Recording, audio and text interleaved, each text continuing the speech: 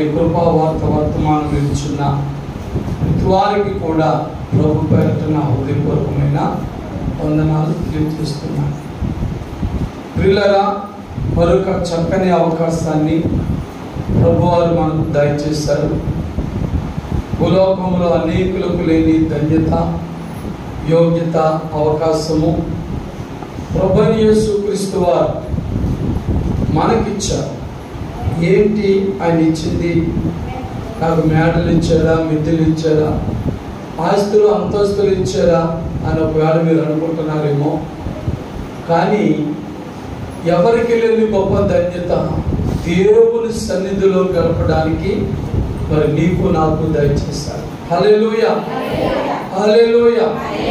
ఎందుకంటే బైబిల్ లేఖనం చెప్తుంది కదా, దేవుని మందిరంలో ఒక దినము ఈ జన్మల కంటే శ్రేష్టమైనది.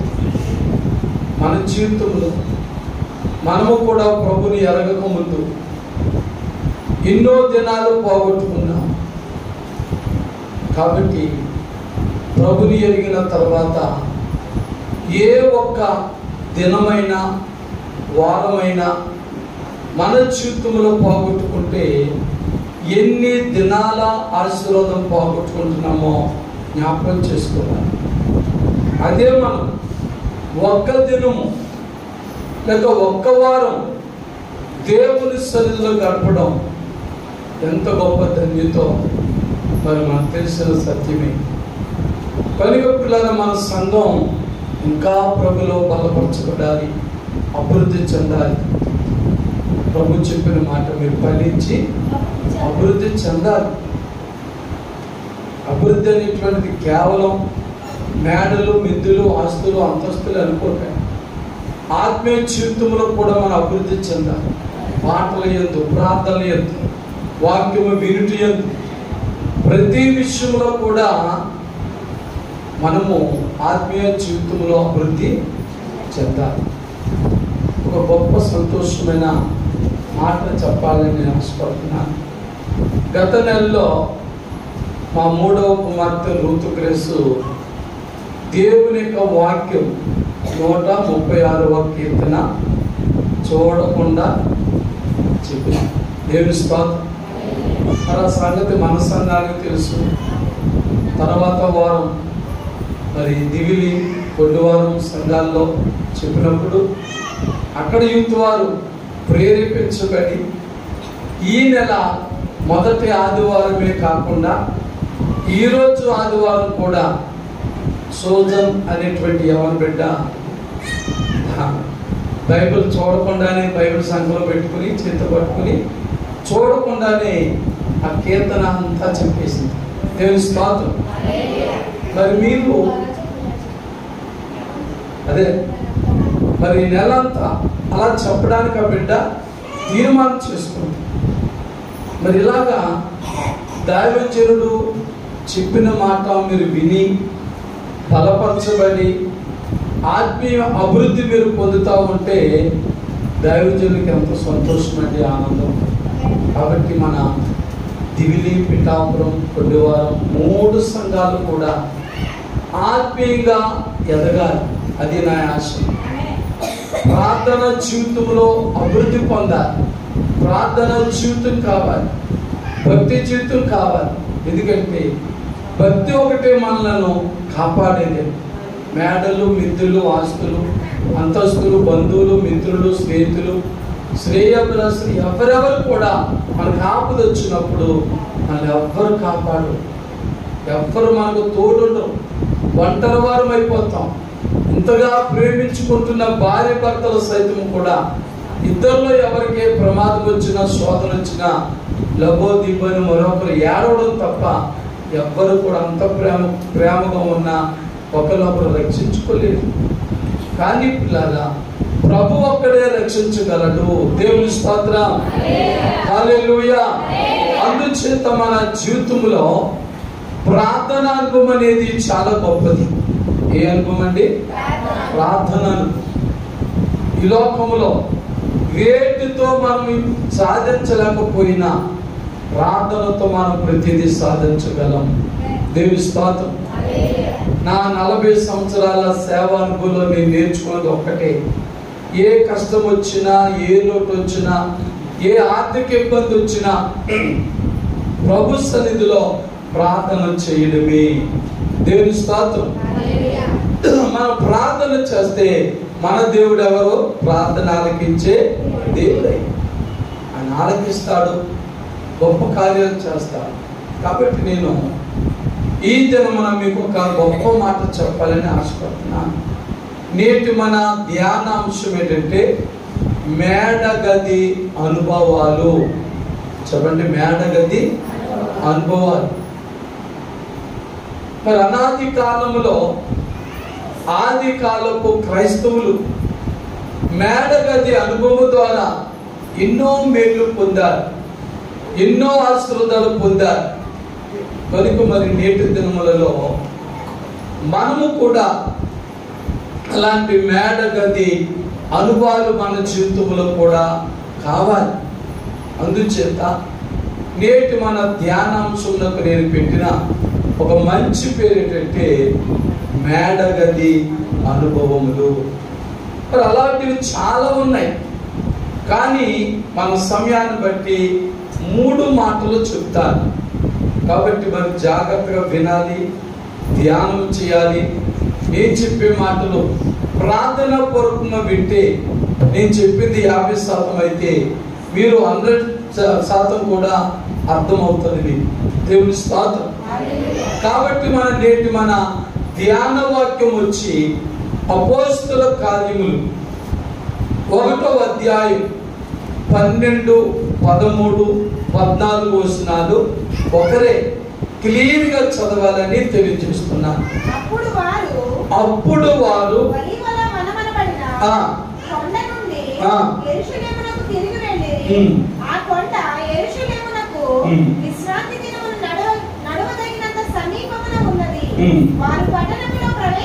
చూడండి, వారు పట్టణములో ప్రవేశించి తాము బస చేయుచుండిన మేడ గదిలోనికి ఎక్కిపోయి చదువు.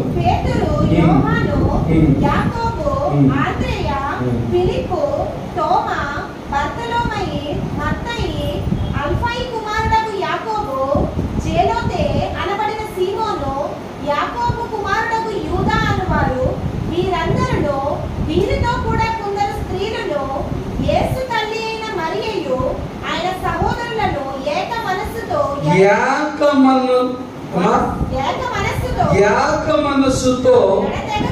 ఎడతెగక ప్రార్థన చేయుచుండిరి. దేవుని స్తోత్రం. ఇక్కడ యేసు ప్రభువారు ఆరోహణమైన తర్వాత ఆయన భక్తులు, ఆయన శిష్యులు, కొంతమంది స్త్రీలు, పురుషులు అందరూ కూడా ఎక్కడికి వెళ్ళారట? మేడ గదిలోనికి వెళ్ళి ఎన్ని మనసులతో ప్రార్థన చేశారని ఉందండి? ఏక మనస్సుతో ప్రార్థన చేశారు. ఆ మేడ గదిలో ఎంతమంది ప్రార్థన చేశారో తెలుసా? 15 వస్తువులు ఉంటారు. ఎంతమంది అంటమ్మా? 15 వస్తువులు చాలండి. ఇంచుమించు 120 మంది. దేవుని స్తోత్రం. ఎంతమంది ప్రార్థిస్తున్నారు? 120 మంది. 120 మంది ఒకే చోట మేడ గదిలో కూర్చుని వారు ప్రార్థన చేస్తున్న ప్రార్థన ఎలాగుందట? ఏక మనస్సుతో ఉన్నది. దేవుని స్తోత్రం. హల్లెలూయా. ఒకసారి ప్రశ్నించుకుందాం. ప్రియమైన దేవుని సంగమా, దేవుని బిడ్డలారా, సంఘములో ఉన్న మీ మనస్సులు ఎలా ఉన్నాయో ఒక్కసారి ప్రశ్నించుకోవాలి. ఆది కాలంలో సహవాసముగా కూడుకున్న, ప్రార్థన చేసుకోవడం కూడుకున్న వారందరూ హృదయములు కూడా ఏక మనస్సు కలిగి ఉన్నారు. దేవుని స్తోత్రం. మరి ఇది సాధ్యమా? మనసులో అందరూ ఒకలాగా ఉంటాయా? మీరు అనొచ్చు. అందరూ ఒకలాగా ఉంటారా పాస్టర్ అంటారు. ఒక తల్లి కడుపున పుట్టిన బిడ్డలే అందరూ ఒకలాగే ఉండలేదు కదా. అలాంటిది మరి వేరు వేరు కుటుంబాల నుంచి వచ్చిన మేమంతా కూడా సంఘములో ఏక మనసు కలిగి ఉంటామా అనుకోవద్దు. దేవుని స్తోత్రం. ఉంటాం. హల్లెలూయా. ఎందుచేత మనం ఆరాధిస్తున్న దేవుడు, మనం ప్రార్థిస్తున్న దేవుడు, మనం నమ్ముకున్న దేవుడు ఒక్కడే. దేవుని స్తోత్రం. మనం అనేకులుగా ఉండొచ్చు, కానీ నేను నమ్ముకున్నా, నువ్వు నమ్ముకున్నా, ఈ కృపావార్త వర్తమానం విలుచున్న ప్రతి వారు కూడా నమ్ముకున్నది ఎంతమందిని చెప్పండి? ఒకే దేవుని. హల్లెలూయా. ఇతరుల వలె వేరు వేరు లేరు. మనకు ఉన్నది ఒక్కడే, దేవుడు ఒక్కడే, బాప్తిస్మం ఒక్కడే, రెండోది మూడోది విశ్వాసం ఒక్కటే. దేవుని స్తోత్రం. మన దేవుడు ఎంతమంది చెప్పండి? ఒక్కడే. మనం ఒకసారి ప్రభులోకి రాకముందు మనము భక్తి చేస్తాం. అప్పుడైతే చాలా మంది ఉండేవారు మనకి. దేవుని స్తోత్రం. ఉండేవారు లేదా చెప్పండి? వారి పేర్లు చెప్పబోద్దు, కానీ మనం ఉండేవారు లేదా? ఒకరా ఇద్దరా? చాలా మంది. ఆదివారం ఒకరు, సోమవారం ఒకరు, మంగళవారం ఒకరు, బుధవారం ఒకరు, గురువారం ఒకరు, శుక్రవారం ఒకరు, శనివారం ఒకరు, అలా చేస్తానే ఉండేవారు. సోదరు అంబాజీ గారు అన్నారు పండుగలు వస్తే ఇంకో. కానీ నేడు అనే దినమున మనము ఆరాధిస్తున్న దేవుడు ఒక్కడే. దేవుని స్తోత్రం. కాబట్టి మనందరూ మనస్సులు ఎలా ఉండాలి? ఇప్పుడు ఒక్కటిగానే ఉండాలి. వేరు వేరు దేవుడు కాదు. ఒకే దేవుని కలిగిన ఆ 120 మంది హృదయాలు కూడా, ఆ 120 మంది మనసులు కూడా ఏకముగానే ఉన్నాయి, ఒకటిగానే ఉన్నాయి. అంతేగాని పాస్టర్ గారు మనసు ఒకలాగా, సంఘ బిడ్డల మనసు ఒకలాగా, సంఘంలో ఉన్న ఒక్కొక్కరిది ఒక్కొక్క మనసులా ఉండలేదు. అలా ఉంటే కార్యాలు చాలా. బైబిల్ చెప్తుంది, ఎక్కడ ఇద్దరు ముగ్గురు నా నామమున కూడి ప్రార్థన చేసి ఎలాగా ఏకీభవించి. ఎలాంటి ప్రార్థన? అది ఏకీభవించి చేసే ప్రార్థన కావాలి. నా ప్రార్థన నాదేనండి, మీ ప్రార్థన మీదేనండి కాదు. మన సంఘంలో శుక్రవారం 3 బిడ్డలు ప్రార్థన చేస్తారు. మన 3 బిడ్డలు 1 by 1 ఒకరి తర్వాత ఒకరు ప్రార్థన చేస్తున్నప్పుడు వెనకాల మనం కూడా ఏమంటాం? ఆమేన్ అంటాం. అంటే అర్థం ఏంటి? ఏకీభించాం. అబ్బే నువ్వు ఆ వ్యక్తి కోసం చేసి కదా నేను ఆమె చెప్పనంటే అది నిజమైన క్రైస్తవత్వం కాదు. మనకు శత్రువులు ఎవ్వరూ ఉండరు. మనం ఇతరులకు శత్రువుగా ఉండొచ్చేమో, కానీ క్రైస్తవ బిడ్డలుగా మనకి ఎవరు శత్రువులు ఉండకూడదు.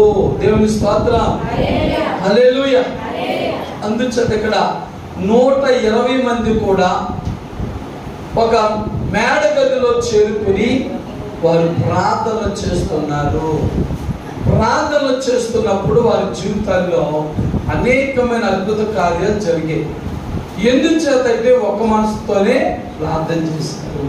ప్రియ దేవుని బిడ్డలారా, సంగమా, మరి మీరందరూ కూడా మన సంఘములో ఏక మనసు కలిగే ఉండాలి. అంటే భేదాలు, వ్యత్యాసాలు, గొడవలు, కక్షలు, అసూయలు ఏవి ఉండకూడదు. దేవుని స్తోత్రం. ఒకరు హెచ్చించబడినా మనం బాధపడకూడదు. మనం కొన్నిసార్లు తగ్గించబడినా బాధపడకూడదు. ఓహో నా ప్రియ సహోదరుడి కదా, నా ప్రియ సోదరి కదా, మరి ఇలాగ మరి హెచ్చించబడ్డారు, మరి వారు హెచ్చించబడినా మరి నేను హెచ్చించబడినా ఒకటే కదా అనే మంచి మనస్సు మనం కలిగి ఉండాలి. ప్రభా, నాకంటే ముందుగా నా సోదరుని, నా సహోదరుని నీవు అభివృద్ధి చేస్తావు, నేడో రేపో నన్ను అభివృద్ధి చేస్తావు అనే మంచి మనస్సే ఉండాలి. కానీ ఇతరులను చూసి అసూయపడి, ఇతరుల అభివృద్ధిని చూసి, ఉద్యోగాలు చూసి, వ్యాపారాలు చూసి, రాబడిని చూసి, పాడి పంటలు చూసి క్రైస్తవ బిడ్డలుగా మనం ఒకరి మీద ఒకరు అసూయలు పడకూడదు. అలా పడితే నీ మనసు ఇంకా సంఘములో సంఘస్థులతో క్రీస్తుతో ఏకపరచబడలేదన్నమాట. కాబట్టి పిల్లరా, దేవుడు మీ పట్ల గొప్ప కార్యములు చేయాలంటే సంఘములో మనమంతా ఏక మనసు కలిగి ఉండాలి. దైవజనుడు ప్రేరేపించబడి, దైవజనురాలు ప్రేరేపించబడి ఏదైనా ఇలా కార్యం చేద్దాం అన్నప్పుడు ఎస్ అనాలే తప్ప నో అనడానికి వీలు లేదు. అంటే నీ మనసు వేరైపోయిందన్నమాట. నీ మనసు వేరుగా ఉంది కాబట్టి మరి పరిశుద్ధులతో నువ్వు ఏకీభవించలేకపోతున్నావు. అంటే నీలో ఇంకా ఎవరి మనసు ఉంది తెలుసా? ఎవరి మనసు? ఇస్కరియోతు యోధా మనసు. 12 మందితో ఆయన ఏకీభించగలిగాడా? ప్రభుపాద స్వామిని ఏకీభించగలిగాడా? 11 మంది మనసు క్రీస్తుతో ఏకమై ఉన్నది. వీడి మనసు అన్న కైపాలతో, లోకాశలతో, నేత్రాశలతో, శరీరాశలతో, జీవపు డంబాలతో, ధనాశతో ఏకీభవించుంది. కాబట్టి చూడండి, అక్కడ ప్రభు 11 మంది పరిశుద్ధులుగా ప్రభు వల్ల స్వీకరిస్తున్న పస్కా పండుగ ఆచరిస్తున్న సమయంలో ఇస్కరియోతు యోధా ఏకీభవించగలిగాడా? ఏకీభవించాలనుకున్నాడు. ఏమనుకున్నాడు? ఏకీభవించాలని నటిస్తున్నాడు. నటన పనిచేయదు. నటనలో ఏకీభవించి రొట్టె వరకు వచ్చాడు. దేవుని స్తోత్రం. రొట్టె వరకు వచ్చాడు, రొట్టెలు తిన్నాడు. కానీ ద్రాక్ష రసం త్రాగడానికి యోగ్యుడయ్యాడా? అక్కడ ఉండగలిగాడంటే లేడు. అంటే అతని మనసు యేసుతో, ఆయన 11 మంది శిష్యులతో ఏకీభవించి లేకపోయింది. కాబట్టి నష్టం ఎవరు పొందారంటే అతనే పొందాడు. ఎవరి మనసు అయితే ఏకీభవించలేదో వాడే నష్టపడ్డాడు తప్ప ప్రభు గాని, ప్రభుతో ఏకీభవించిన 11 మంది గాని ఏ నష్టం పొందలేదు, ఏ కష్టం పొందలేదు. అందుచేతనే నీ మనసు నా మనసు కూడా క్రీస్తుతో అంటు కట్టబడి ఉండాలి. దేవుని స్తోత్రం. అందుకే మరి తీయది కానీ మరి యోహాను సువార్త 15వ అధ్యాయంలో ద్రాక్ష వల్లిని నేను, ద్రాక్ష తీగలు మీరు అని ప్రభు చెప్పడం కదే కారణం. అలా ప్రభు చెప్పడం కదే కారణం. ద్రాక్ష తీగ, ద్రాక్ష చెట్టులో అంటగట్టి ఉంటేనే గాని అది ఫలించదు అని చెప్పాడు అక్కడ. కాబట్టి నీవు నేను కూడా ఫలించాలి, అభివృద్ధి పొందాలి అనుకోండి. దేవుని బిడ్డలారా, మనం క్రీస్తుకు అంటుగట్టబడాలి, సంఘమునకు అంటుగట్టబడి ఉండాలి. సంఘములో మనమంతా ఏక మనసు కలిగి మనం పాడినా, ప్రార్థన చేసినా, ఏది చేసినా మనమంతా కూడా అంతా మనం ఏక మనసుతోనే చెయ్యాలి. దేవుని స్తోత్రం. ఇదిగో మరి అలాగా ఎవరైతే మరి ఏక మనసుతో ప్రార్థన చేస్తారో, దేవుని సహవాసంలో ఉంటారో వారికి కలిగే కొన్ని లాభాలు ఏంటో 3 బిడ్డలను క్లుప్తంగా నేను జ్ఞాపకం చేస్తాను. మొదటి మాటగా మనం అపోస్తుల కార్యాలు చదువుదాం పిల్లరా. అపోస్తుల కార్యాలు 9వ అధ్యాయం 37వ వచనంలో ఒక చక్కని మాట ఉంటుంది, చదువుదాం. అపోస్తుల కార్యాలు చూడండి. ఆ దినములయందు ఆమె కాయలాపడి చనిపోగా వారు శవమును కడిగి మేడగదిలో వరుండబెట్టిరి. యొప్పేకు దగ్గరగా ఉండుట చేత పేతురు అక్కడ ఉన్నాడని శిష్యులు విని అతడు తడవ చేయక తమ యొద్దకు రావాలని వేడుకొనుటకు 2 మనుషులను అతని యొద్దకు పంపిరి. చదువుతా ఇంకా మీరు ఇంటికి వెళ్ళాక కింద చదవండి. ఇక్కడ ఒక స్త్రీ చనిపోయినట్లుగా చదివాం. ఆ పేరు ఎవరో చెప్తారా? తబిత అని. ద్వారకలే తబిత. ఆమె చనిపోయింది. చనిపోతే ఆమెకు స్నానము చేయించి మేడగదిలో పడుండబెట్టారు. ఎక్కడండి? మేడగదిలో పడుకోబెట్టారు. మన సాంప్రదాయం ఏంటి? చనిపోయిన వ్యక్తిని ఎక్కడ పెడతాం? బయట పెడతాం. చుట్టాలందరూ వచ్చాక మట్టిలో పాతి పెడతాం. ఇంట్లో చనిపోతేనే కీడు అనుకున్నారు ఈ లోకంలో. క్రైస్తవులో అది నమ్మకండి. మంచి మాట దేవుడు బయలుపరిచారు. క్రైస్తవ బిడ్డలుగా మీరు నమ్మవద్దు ఆ మాట. ఇంట్లో చనిపోతే ఇల్లు ఖాళీ చేయాలి, కీడు వచ్చేసింది, 6 నెలల మూత వేయాలి, సంవత్సరం మూత వేయాలి అని లేదుపోని ఏవో జాతకాలు చెప్తా ఉంటున్నారు. అవి నమ్మొద్దు. చూడండి, చనిపోయిన ఆమెని మరి బయటపడి చెప్తారు. అలాంటి నేను స్నానం చేసి మేడగదిలో, కింద కూడా కాదు, మేడ పై అంతస్తులో తీసుకెళ్లి మేడగదిలో ఉంచారు. దేవుని స్తోత్రం, హల్లెలూయా. మరి అక్కడ ఉంచి ఆ దగ్గరలో పేతురు గారు ఉన్నారు సంగతి వారు గ్రహించి దైవజనుడు పిలిపించుకుని చనిపోయిన శవానికి ప్రార్థన చేయించారు. దేవుని స్తోత్రం. ఇది సాధ్యమా? హల్లెలూయా. ఎందుకు చదంటే మీరు ఇంకా పైకి ఇంటికిలో చదివితే ఈ తబిత అనేటువంటి ద్వారక చాలా మంచి భక్తురాలండి. దేవుని స్తోత్రం. ఈ భక్తురాలు, శిష్యురాలు చాలా దైవభక్తి గల బిడ్డ. అంతేకాకుండా పేద సాధలకు ఉపకారం చేసేటువంటి బిడ్డ. చాలా మంచి మనసు గల బిడ్డ. ఏం బిడ్డలారా, ఇక్కడ ఒక మంచి మాట తబిత లేక ద్వారకాను గురించి మనము నేర్చుకోవాల్సిన మాట ఏంటంటే, మనమేదో నమ్మేసుకున్నాం, ప్రార్థన చేసేసుకున్నాం, చర్చికి వెళ్ళేస్తున్నాం, వచ్చేస్తున్నాం కాదు. ఆమె సుందరమైన అంగీలు కుట్టి పేదలందరూ కూడా దానం చేసేది, ఉచితంగా ఇచ్చేది. అంత మంచి ఆవిడ. కాబట్టి ఇప్పుడు ఆమెకున్నటువంటి శిష్యులందరూ కూడా ఆమె చనిపోవడం చాలా బాధపడి, ఈవిడ చనిపోవడానికి వీలు లేదు, ప్రభు ఈమెను మళ్ళా బ్రతికిస్తాడనే విశ్వాసంతో స్నానం చేయించి మేడగదిలో పడుకోబెట్టి పేతురు గారి కబురు పంపించి ప్రార్థన చేయించగా వారి విశ్వాసాన్ని బట్టి ఆమె బ్రతికింది. దేవుని స్తోత్రం, ఆమేన్. ఇక్కడ బలమైన సేవకుని పేతురు గారి ప్రార్థన ఉన్నది. ఆ ప్రార్థన దైవజనుడు ప్రార్థన చేస్తే మా యొక్క ద్వారకా గారు బ్రతుకుతారనే విశ్వాసం, నమ్మకం కూడా అక్కడ ఉన్న భక్తులకు ఉంది. నమ్మకం లేకుండా ఎంతో గొప్ప పాస్టర్ గారు ప్రార్థించిన ఈ కార్యం జరగదు.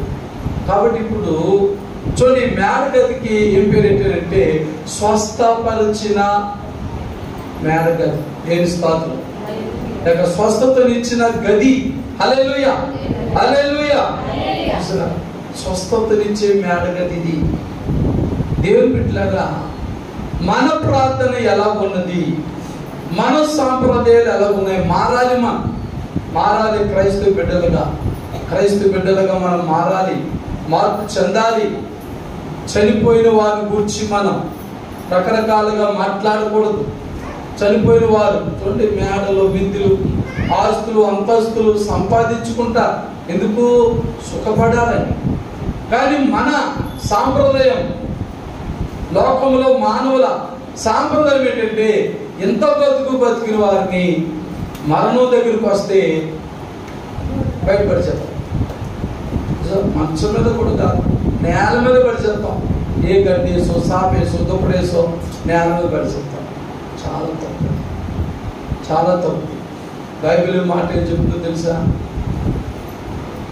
యెహోవా భక్తుల మరణం ఆయన దృష్టికి విలువ గలది. హల్లెలూయా, హల్లెలూయా. 115వ కీర్తన 16 యెహోవా భక్తుల మరణం ఆయన దృష్టికి విలువ కలది.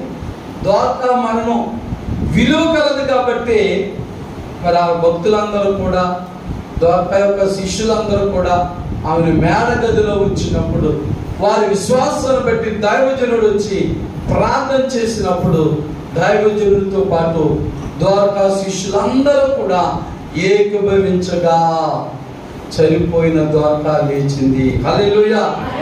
దోర్కా అనే శిష్యురాలకు మేడ గదిలో దొరికిన స్వస్థత.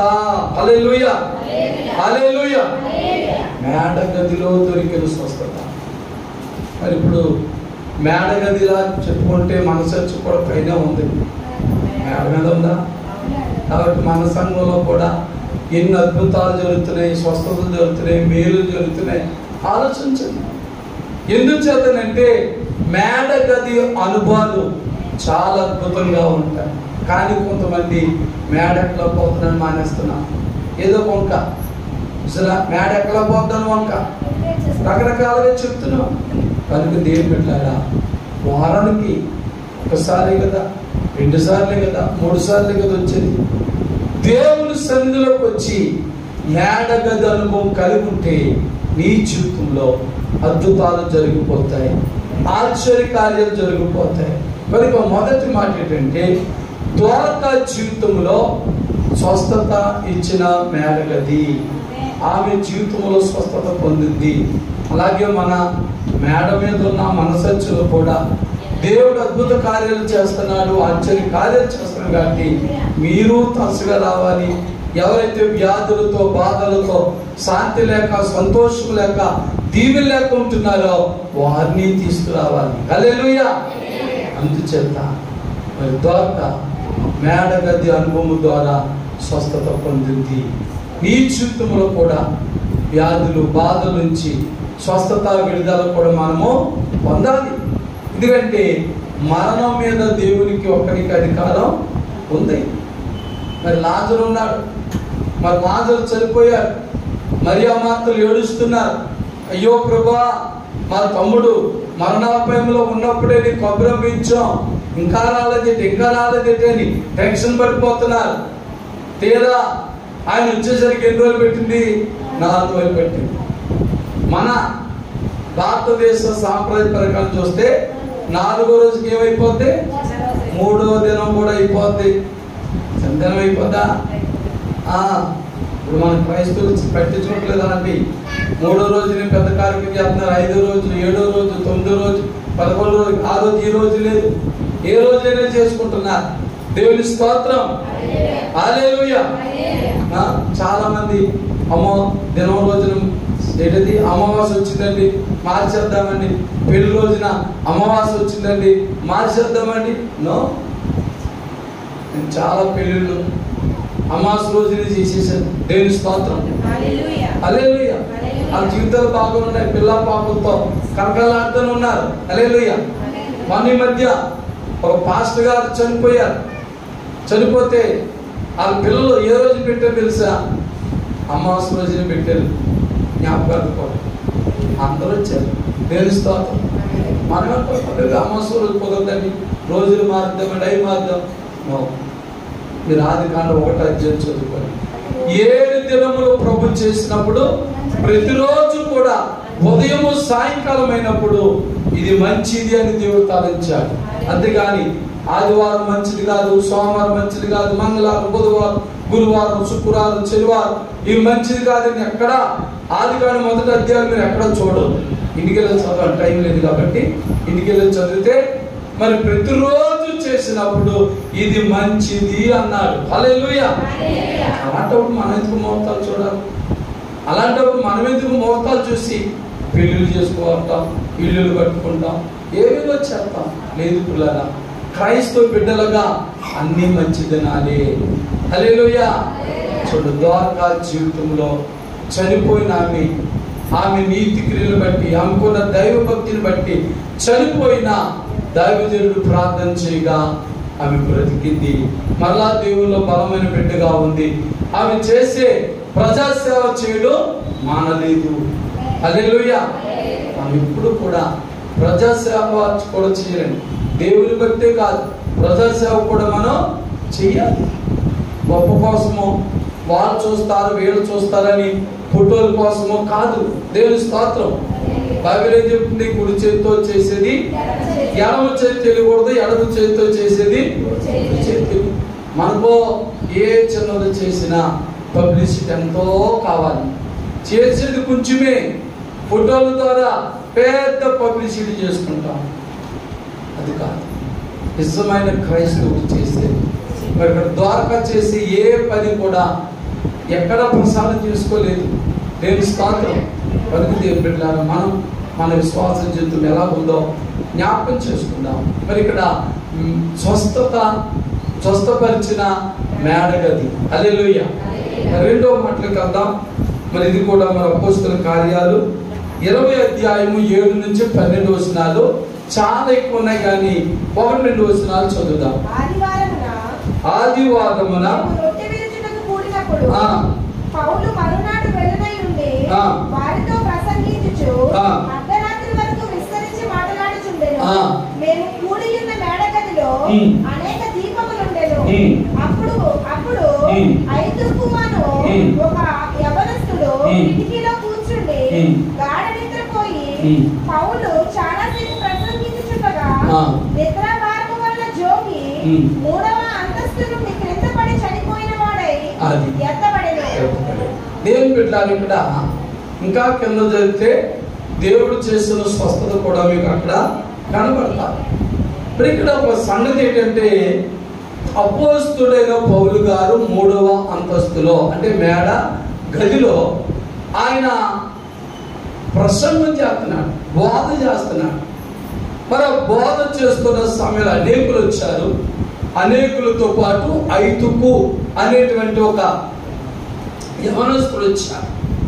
మరి యవనస్తుడు ఎక్కడ కూర్చున్నాడు ఉంది? కిటికీలో కూర్చున్నాడు. మేడ కిటికీలో అందరూ కింద కూర్చుని పౌలు గారు చెప్తున్న వాక్యం ఏంటంటే ఆయన ఆ కిటికీలో కూర్చున్నాడు. మరి కిటికీలో కూర్చుంటే పొడిపాడు పాస్టర్ గారు మన చర్చికి కిటికీలు ఉన్నాయి, పైకి ఉన్నాయి కదా, ఎలా అంత పైకి వెళ్ళి ఎలా కూర్చున్నాడు అనకండి. చూడండి, మన కిటికీకి ఆ గ్లాసులు ఉన్నాయి కానీ గ్రిల్స్ ఉన్నాయా? లేవు. అలాగే మన ఊరిలో మన పిఠాపురంలో ఆంధ్ర బాప్టిస్ట్ చర్చ్ పెద్ద చర్చ్, మరి కిటికీలు ఉంటాయి, గ్రిల్స్ ఏమైనా ఉంటాయా? మరి ఆనాటి కాలంలో మరి ఈ రోజులాగా కిటికీలు గ్రిల్స్ అవి ఇవి ఏమీ లేవు. ఇప్పుడంటే దొంగలకి పోయిపోయారు కాబట్టి కిటికీలు కూడా గ్రిల్స్ వేసుకుంటున్నారు. కాబట్టి ఆ గ్రిల్స్ లేనటువంటి కిటికీలు ఆనాటి కాలంలో. కానీ పౌలు వాక్యం చెబుతుంటే అందరూ కింద కూర్చుంటాడు, ఐదుకనే వాడు కిటికీలో కూర్చున్నాడు. మరి ఆ పౌలు గారు ఎప్పటి వరకు ప్రసంగం చేశారట? అర్ధరాత్రి వరకు కూడా. మరి ఈ రోజుల్లో అలా చేత కూర్చునే వాళ్ళు ఎవరో లేరు. ఈ రోజుల్లో టైం లిమిట్ ఉంది.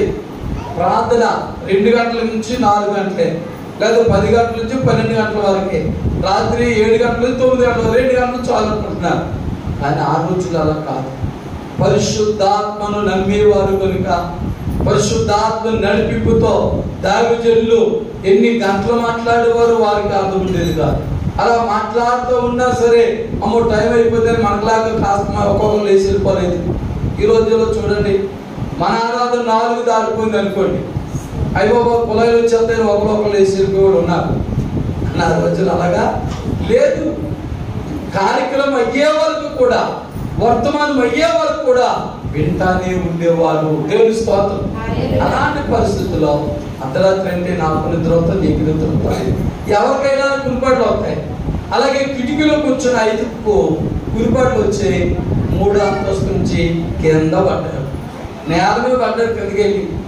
మరి 3వ అంతస్తు నుంచి పడ్డవాడు బ్రతుకుతాడంటే చచ్చిపోయాడు.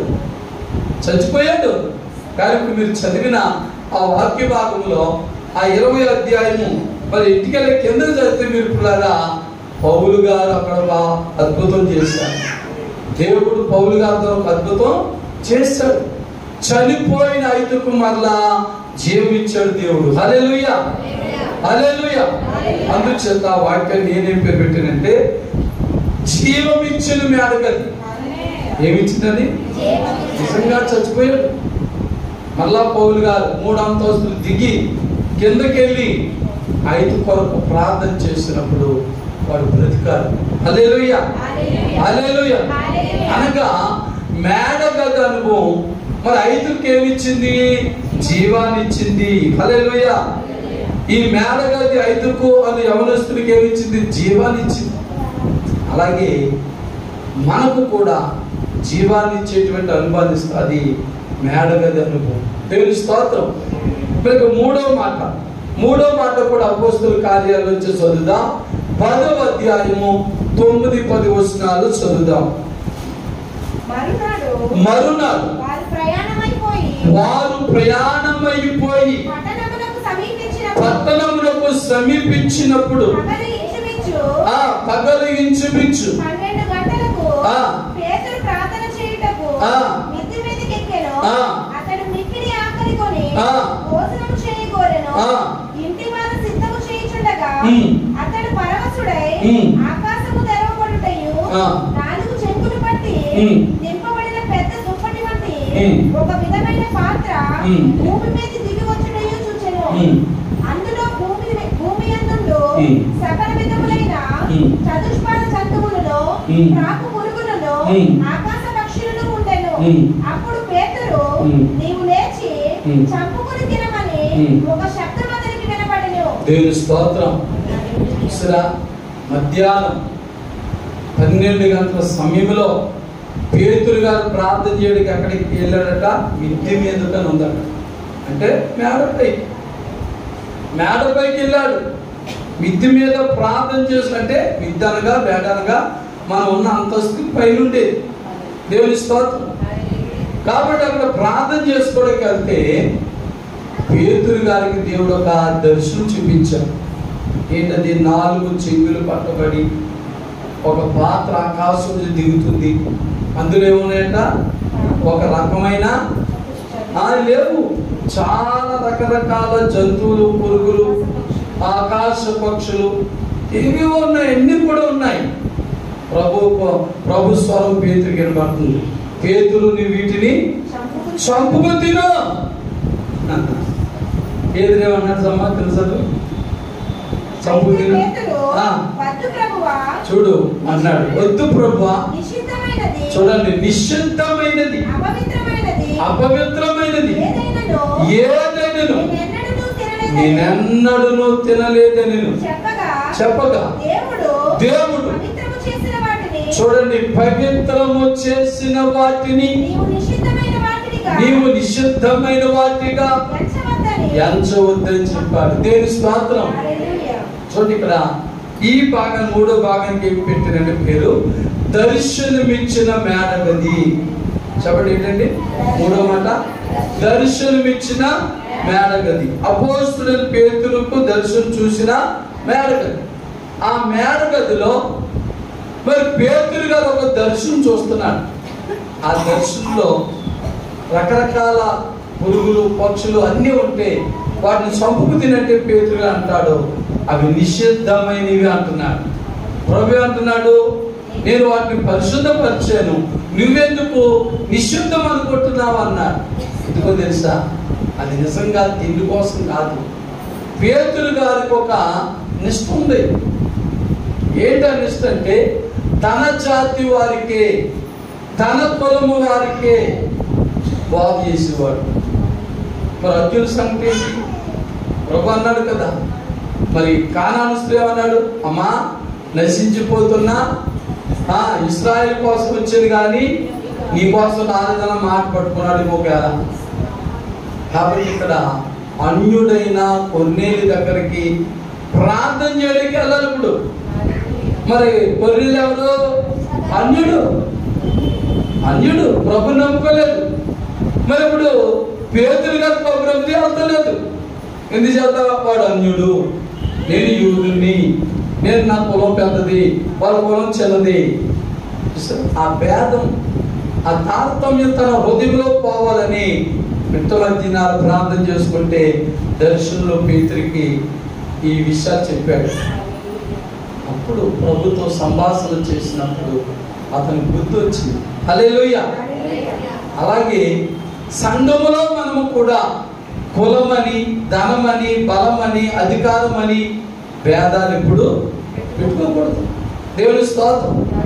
క్రీస్తులో కడగబడిన మనమంతా ఒక్కటే. ఏ కులమైనా, ధనవంతుడైనా, బలవంతుడైనా, ఉద్యోగస్తుడైనా, వ్యాపారస్తుడైనా, ఉన్నత స్థితిలో ఉన్నవారైనా లేమిలో ఉన్నవారైనా దేవుని దృష్టిలో అందరూ సమానులే. హల్లెలూయా. కానీ కొన్ని సంఘాల్లో వారికున్న హోదాలు బట్టి, ధనాన్ని బట్టి, అధికారం బట్టి వ్యత్యాసం చూపిస్తూ ఉంటారు. మన సంఘంలో అలాంటి వారు లేదు. దేవుని స్తోత్రం. హల్లెలూయా. అలాంటి మనసు కలిగిన పేతురు గారిలోంచి మనసు పోవడానికి రకరకాల జంతువులు, పక్షులు, పురుగులు ఈ దర్శనం చూపించి నువ్వు తినంటే తిన్నా అంటున్నాడు. అవి అపవిత్రమైన అంటున్నాడు. నేను పరిశుద్ధపరిచాను, నేను పరిశుద్ధపరిచినవి నువ్వెందుకు నిషేధిస్తున్నావు? అన్యులను కూడా దేవుడు ఏం చేశాడండి? పవిత్రపరిచాడు. దేవుని స్తోత్రం. వెంటనే కన్నీరు కార్చాడు, తన తప్పులు ఒప్పుకున్నాడు, కొర్నేలు దగ్గరికి వెళ్ళాడు, వాక్యం చెప్పాడు. ఒక ఇంటి వారు అందరూ రక్షించబడ్డారు. దేవుని స్తోత్రం. హల్లెలూయా. మరి అదే ఈయన భేదం పెట్టుకుని అలాగుంటే ఆ కుటుంబం కొన్నాళ్ళు ప్రార్థన చేసుకుంటారు. తర్వాత మరి ఎవరు కూడా మరి నా దగ్గర రావట్లేదు, ఎవరు మమ్మల్ని పట్టించుకోవట్లేదని వాళ్ళు బలహీనైపోతారు. కనుక దేవుని బిడ్డలారా, దైవ బిడ్డలుగా ఒక క్రీస్తు ఒకటే చెప్పాను ముందులోనే, క్రీస్తు ఒకటే కాబట్టి క్రీస్తులో ఉన్న మనమందరము కూడా ఒకటి. హల్లెలూయా. ధనములో వ్యత్యాసం చూపొద్దు, బలములో వ్యత్యాసం చూపొద్దు, ఉద్యోగంలో వ్యత్యాసం చూపొద్దు, మరి వ్యాపారంలో వ్యత్యాసం చూపొద్దు, నీకు అందసందాల్లో కూడా వ్యత్యాసం చూపొద్దు. అందరూ సమానులే. దేవుని స్తోత్రం. అందుకే మరి మూడో మాట ఏంటంటే దర్శనమిచ్చిన మేడగది. ఎవరికి ఇచ్చాడు దర్శనం? పేతురు గారు. కాబట్టి మరి మేడగదిలో ఉన్న నీ జీవితంలో, నా జీవితంలో కూడా ఈ మేడగది అనుభవం కలిగి ఉన్నప్పుడు మన జీవితంలో కూడా దేవుడు మొదటి నుంచి అయితే దోరకాకు స్వస్థత ఇచ్చినట్లుగా నీకు నాకు స్వస్థత ఇస్తాడు. రెండోది ఐదుకు చనిపోయినప్పుడు జీవం ఇచ్చినట్లుగా మరి నీకు నాకు దేవుడు జీవిస్తాడు. అలాగే పేతురు గారు మరి దర్శనం పొందినట్లుగా మరి నీకు నాకు కూడా దేవుడు దర్శనం ఇస్తాడు. హల్లెలూయా. కనుక దేవుని బిడ్డలారా, ఇంకా ఎన్నో ఉన్నాయి మేడగది అనుభవాలు. మన సమయాన్ని బట్టి మూడే మాటలు చెప్పుకున్నాం. ఈ మూడు మాటల్లో దేవునికి, సంఘానికి, సేవకులకు మన ఏ విషయంలోనైనా విరోధముగా ఉన్నట్లయితే మోకరించి ప్రభు సన్నిధిలో మనలను మనం సరి చేసుకుని క్రీస్తు యేసు కలిగిన మనసు నీవు నేను మనం అందరం కలిగి ఉందాం.